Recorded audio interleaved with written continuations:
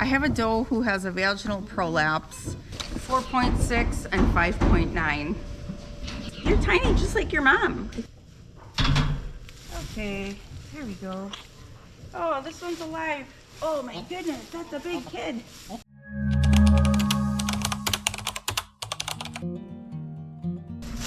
How long have you been pushing? Come on, see?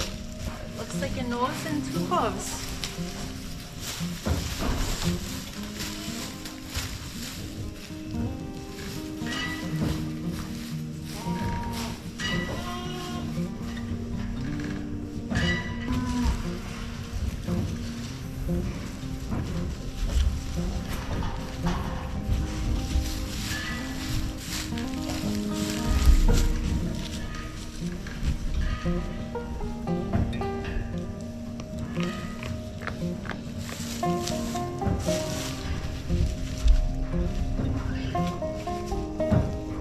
Oh, Shrimpy. Oh, only one leg. Okay, I'll help you.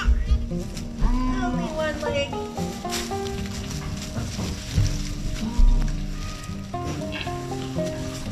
Oh boy. Shrimpster. Shrimpy, here, mama. She looks like you, only brown. You guys, she doesn't need your help. Come on. That's not your mom.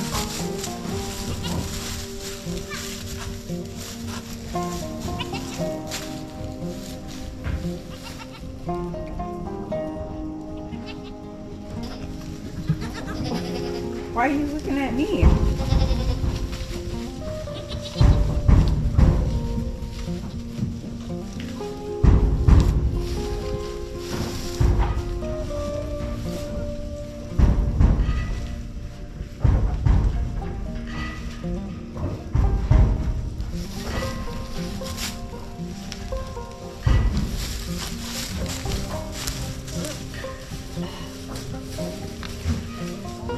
Again.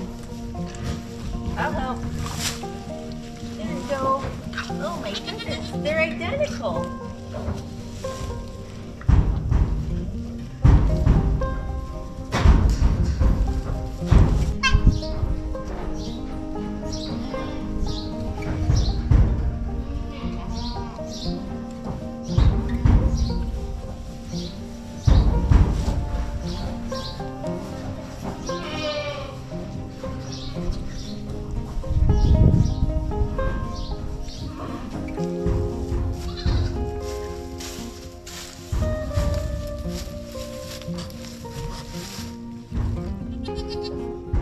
All right, I was at work all day. Immediately when I walked in, Shrimpy here was kidding. So you just saw that. I've got a couple things going on all at once. I have a doe who has a vaginal prolapse. It's going back in. Yesterday I thought I saw it, and then I looked at her, I'm like, oh, never mind, I don't see anything. And then this morning she definitely had one, and when she's laying outside, I've seen her now. It comes out, but when she stands up, it's still going back in. I'm gonna move her into a separate pen, and I'm actually gonna give her alfalfa pellets and a little more concentrate, and drastically reduce her hay, because I want to like shrink down the volume of what's in her rumen so that there is not as much stuff inside pushing out. She's at the way tail end. She's got 2 weeks to go. And then when I came home today, actually, she had a little bit of a rectal prolapse too, which that I'm not as worried about. So I'm going to keep her separate. 1, so I can feed her separate, and 2, so that I can keep her bedding super, super, super dry. I talked to my vet about it this morning, and she's actually, especially if it stays at this point where it's going back in, she's actually not a fan of the spoons. She said that she thinks it causes more irritation. If it stays at this point, we can just monitor it. So I'm hoping, but she's got 2 weeks to go. And there's a fine line between, you know, you don't want to restrict feed or you're going to get pregnancy toxemia. So I'm hoping I'm gonna sit down and have to formulate something, but for now I'm just gonna give her like her daily amount of concentrate, a handful of hay, and a little bit of alfalfa pellets. And then tonight I'll sit down and figure out a ration for her for the next 2 weeks. Shrimpy didn't do a great job cleaning off her kids, so I'm going to help her. It's actually a really nice day out today, so good thing. And then I'm gonna move them in here. They both got a good drink already really quick, and then I'll help them nurse on the other side. They're very tiny. So Shrimpy got her name because she was 4.8 pounds, I think, when she was born, and she was like our record setter small one. Now that little black one this year broke that record, but these don't look that much bigger, so these might be Shrimpy 2.0. You got like Dumbo ears that stick straight out.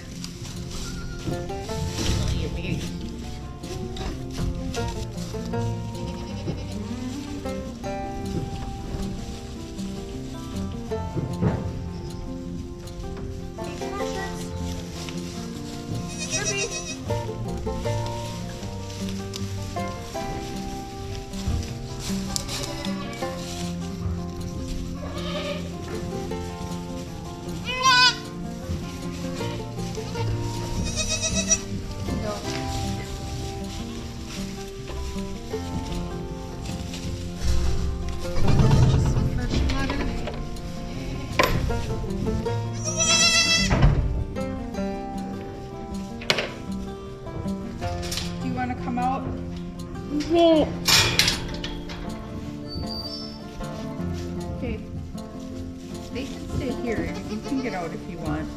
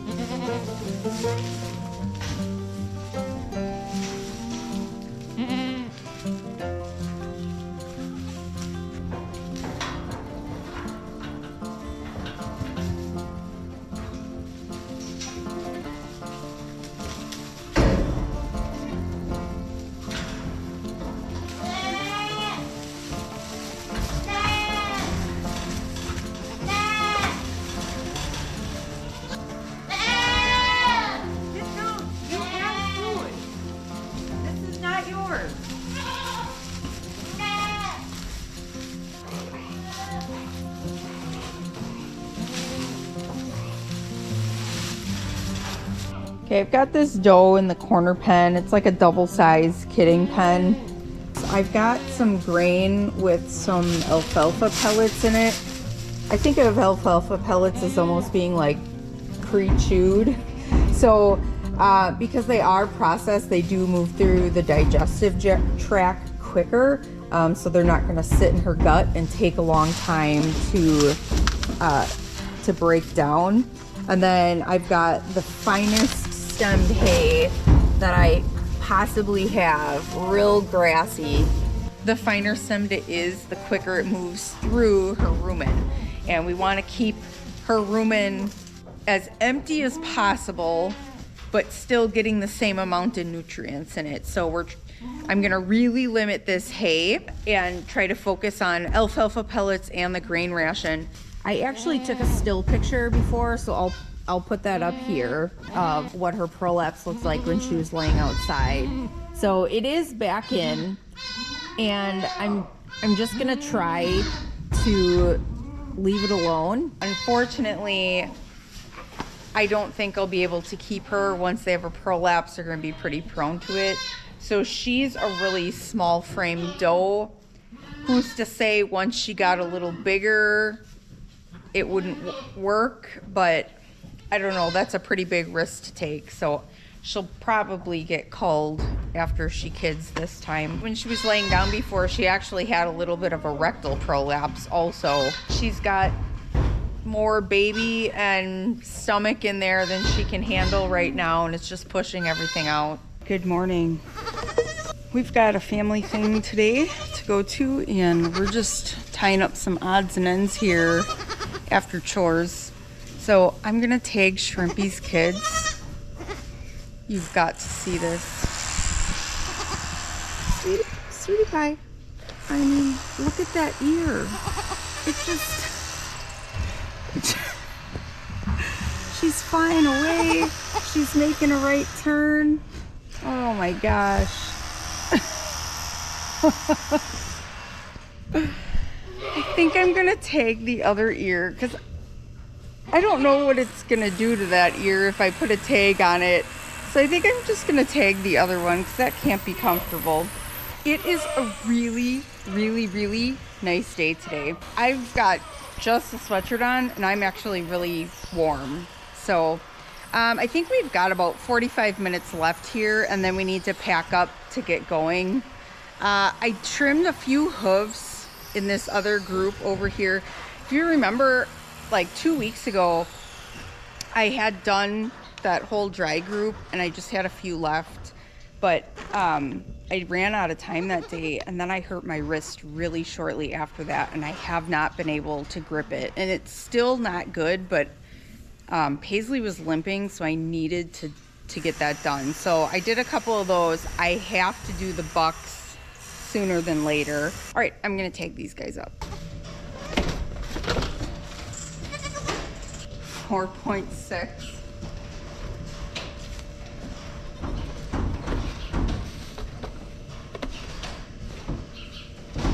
4.6 and 5.9.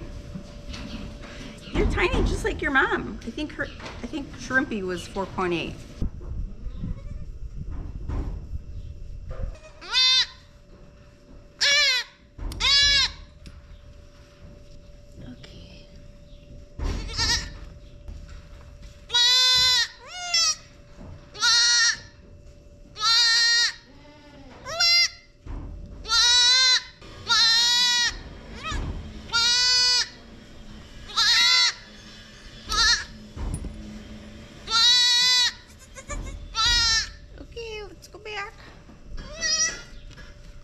My husband's outside making a few modifications to our cattle headlocks. Some of the bolts and stuff that he used to attach that initially to that concrete ledge have busted out. So he's welding in some more braces and using some bigger like legs to put in it.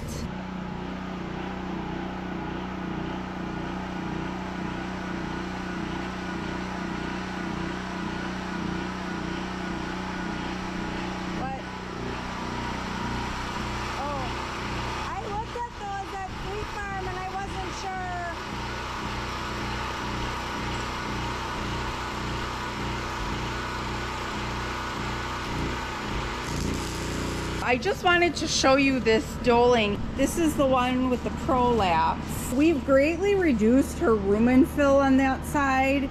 So right now, the prolapse is in. Every time she stands up, it's going back in. I haven't seen the rectal prolapse at all today.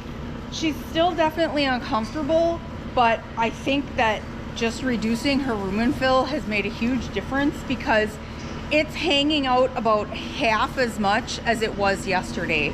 I am going to keep on top of checking her ketones. With her being restricted on feed, we want to prevent her from getting pregnancy toxemia.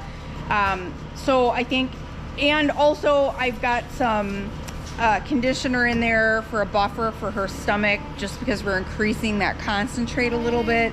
I don't want her to get an upset rumen over that. We're gonna just try to keep her going and limp through the next 2 weeks here. If we get to the point that we have to induce, we will. I did order a spoon this morning. That'll be here in probably 2 days. But I think for now, we're doing good. We'll get her through this. So most goats don't love being separated.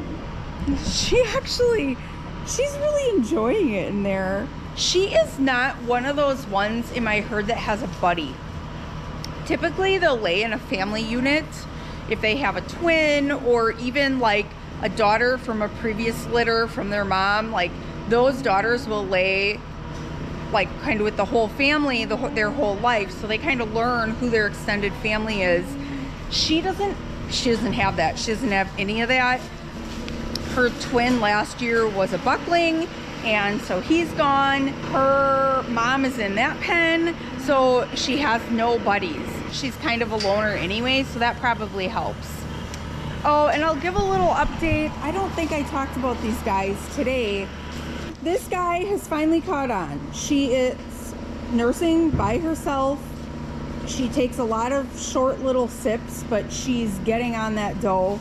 I am having to milk her on that side because that side they are not nursing off of, and she's very, very full.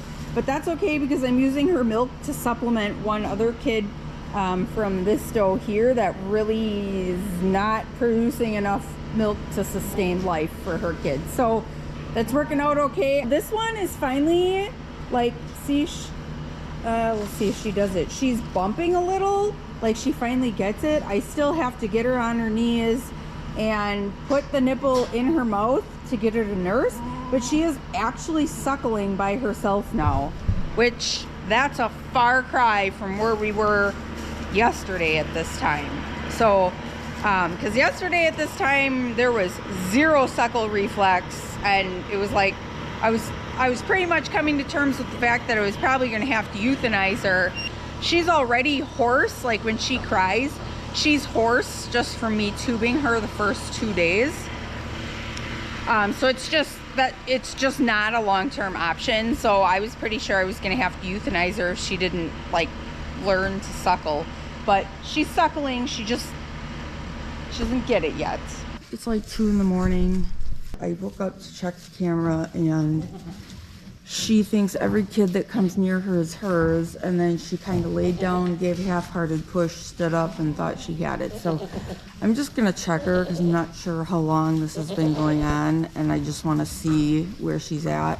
She's actually never had an unassisted birth. Last year she didn't fully dilate at all and needed a C-section, and the first year they were very tangled up. I had all feet and no heads at the exit, so I'm just gonna watch her a second and see what she does.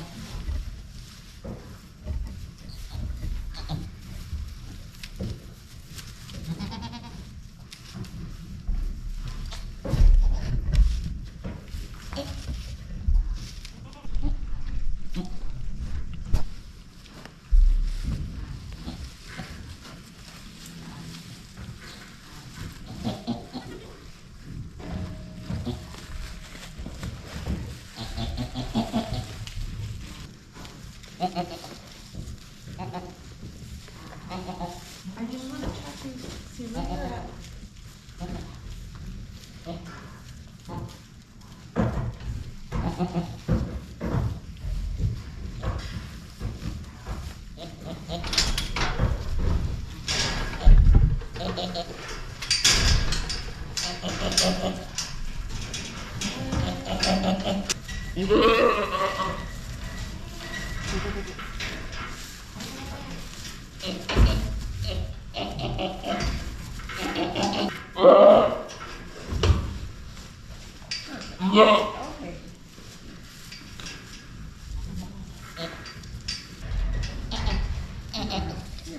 Okay. There we go. That'll be a little.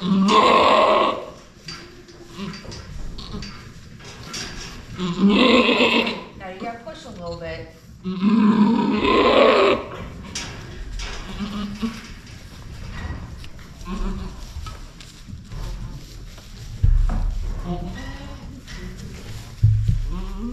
Briar, I don't think this one's alive.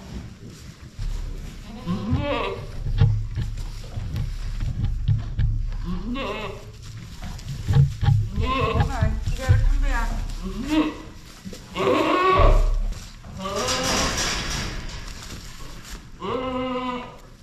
We got that one out and it's not alive.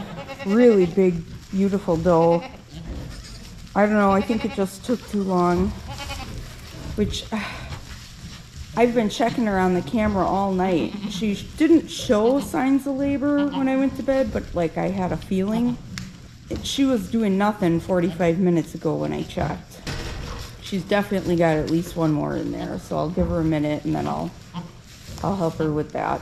The front legs were back like this, and then the hooves were folded under like that, so it wasn't too hard to get it forward. She is a little tight in her pelvis. It also seemed like when she was pushing, she just didn't have any, like I was pulling, and when she would push, I didn't feel a huge amount of push. So I'm not sure if she's just a weak pusher or what the deal is. Let's take a look at where the next one is.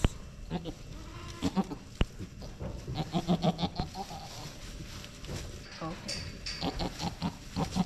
Nope, just lay down. You're right. Lay down.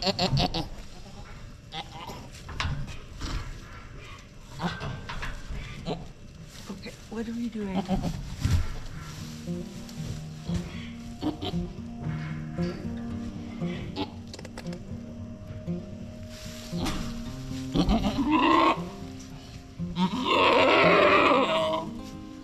Keep pushing. Okay, ready? You gotta push. You tired? You gotta push a little. I don't want you to rip. No, go the other way. I'm right-handed.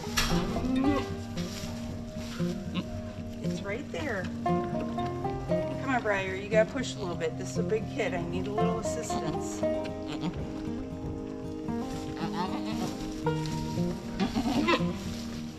There you go. And push.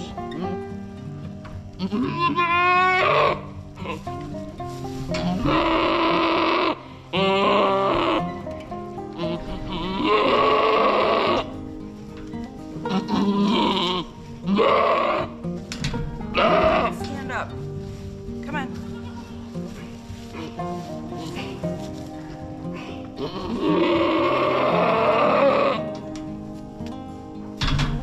Okay, here we go. Oh, this one's alive. Here. Oh my goodness, that's a big kid. Okay.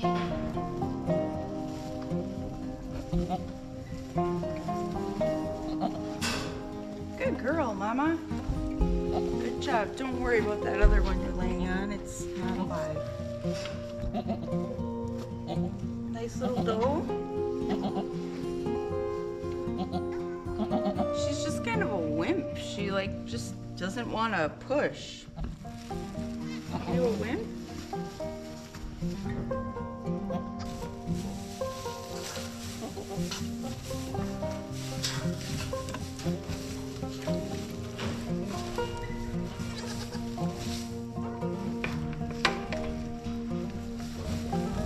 Alright, let's get your baby drinking so I can go back to bed, huh? Okay, good girl.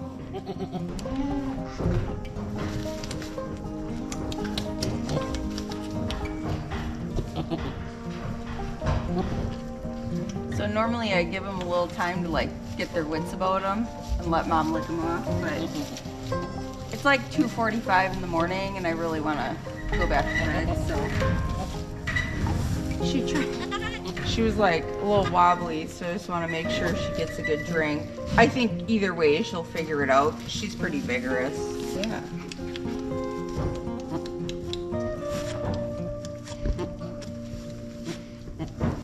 You're gonna be just fine. Hold still, Mom.